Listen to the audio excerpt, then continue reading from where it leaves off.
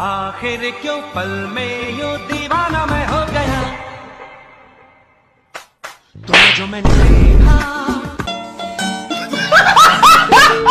হ্যাঁ আপা এরা আরো কয়টা দেন, কারণ এই মানুষের ওয়াইফের ডান্স দেখতে ভালোবাসে। এখন বাসায় যাও, তোমার দিবে আজকে বাঁশ। बैंड बज गया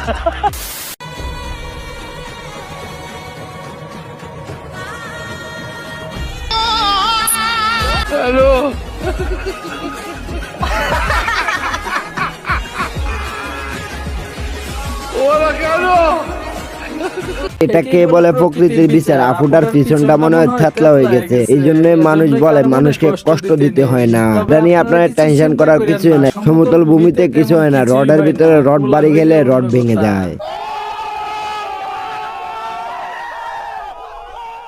হ্যালো এভরিওয়ান, আসসালামু আলাইকুম। আস্তি বাঙালির নতুন পর্বে আপনাকে স্বাগত। আস্তি বাঙালির এই পর্বটি যদি আপনি পুরোটা দেখেন না